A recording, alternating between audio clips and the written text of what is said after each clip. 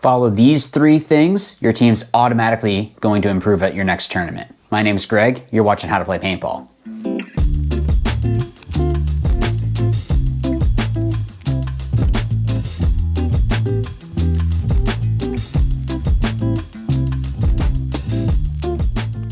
So before we get started, make sure that you click in the description down below. There's a free drill ebook. So whether you're with friends or just by yourself, there's drills in there for you to just improve your game overall. So trying to think about what is it that would be some tips that I could give you. As of filming this, I had just recently done some commentating at the MVPS for the Winter Classic. There's a couple things that I could share that would definitely help you guys out in your next tournament. Make sure you're there at least an hour early. You really should probably be there a little bit earlier, but something that I saw was, I can't remember how many teams it was that this happened to, but like at least one example that I saw where the team was not ready and not on the box for the very first point. And that's really unacceptable. I can understand in the midst of a game if there's something that was going on. Okay, we'll get to a tip for that later, but for you not to be ready is really on you.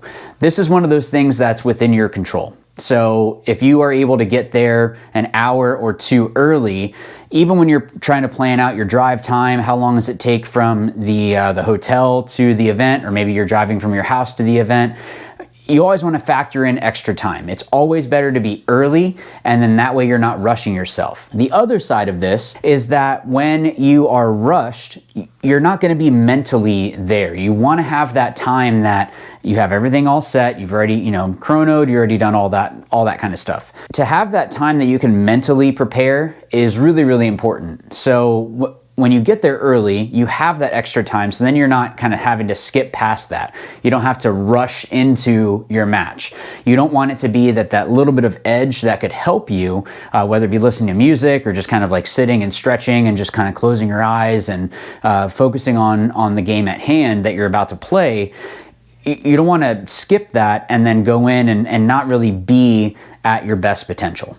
All right, let's get to the second thing. So this is kind of a slash kind of a thing. So having a good pit crew, or someone that actually, ideally you would have a couple people in there helping you out. Even for 5-man, having someone there that is able to help fill pods, depending on how many teams they're there, maybe the rotations are happening kind of quickly, just to have people there to help out that are gonna be there to help with your cleaning, so that way if you're wiping off hits and things like that in the pit or in between matches, you just have people that are there. If you don't have a pit crew, and it's whoever it is that is off on that point, if you're playing X-Ball or even 5-man, those that are off, filling your pods early, and I already know some people are gonna comment already, Greg, don't do this, blah, blah, blah, blah. Hear me out. But if you already know that you're going into an event and you don't have a pit crew, put yourself in a more successful position, and in between those matches, okay, how is it that we can fill pods, clean things out, make sure everyone is all set.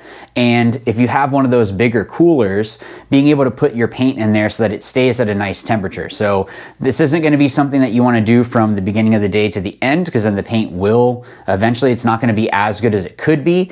But let's say that you have some matches that are only an hour or 2 apart. Having your paint in those coolers is going to help it to be the correct temperature, which means it's going to still shoot well, which means it's going to have the highest potential to be able to break on your opponent. Some people, what they'll do is you get like a case of paint, you break down the box and put ice on the bottom of the cooler, so you can keep it in the bags. Like, you don't need to take the ice out of the bags. Put that in the bottom of the cooler, put the box on top, so that way the paint isn't directly on the ice, and then that way it's going to help keep that temperature a little bit better. I've seen people have a whole setup where there's like a AC unit thing that they have going in there. Look, if you got the money for that, absolutely. But I get that not everyone has that. So having something where you can at least put yourself in the best position possible with whatever it is that you have at your disposal. And the last, and might be one of the most important things, is number 3. So number 3 is know the rules better than the ref. Now, this is really going to come down to your coach or your team captain. You don't want it to be that the whole team is going after this ref and trying to argue things. That's not going to solve anything. But if you know the rules better than the ref, if there is some sort of a call or something that might be kind of iffy, it's going to help you out. It's going to help you with your argument to be something that is going to at least go somewhere. A lot of people are going to disagree with the refs. That's just the way that reffing goes. And you see that where people are saying, well, that's not a hit or that's not this. If you look at the rules, technically, if the ref sees the paint break off of you, they can still call you out. It used to be that it had to be larger than the size of a quarter, that the hit was large enough for that. That's not there anymore. The other thing is, you see people that get upset and say like, oh, well, that wasn't why is that a penalty? I didn't know I was hit. A penalty is you were hit and continued to play. Okay, I don't need to argue this because that's just the rule book. But understanding the rules, you're going to be able to have that kind of one-upman mentality to be able to put yourself in a better situation. Same thing goes for penalties in general. If you shoot someone beforehand and then they end up shooting you, and it's relatively obvious, this is where you kind of get into the gray area. You're not supposed to talk after you're hit, but hey, he shot me, look.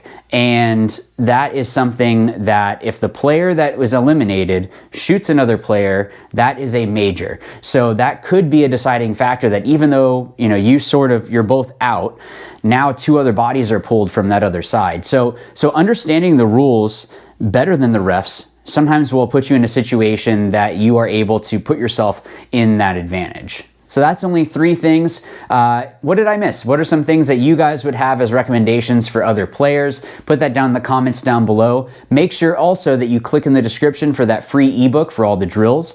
Again, whether it be by yourself or with a friend or your whole team, there's a whole bunch of options in there for you.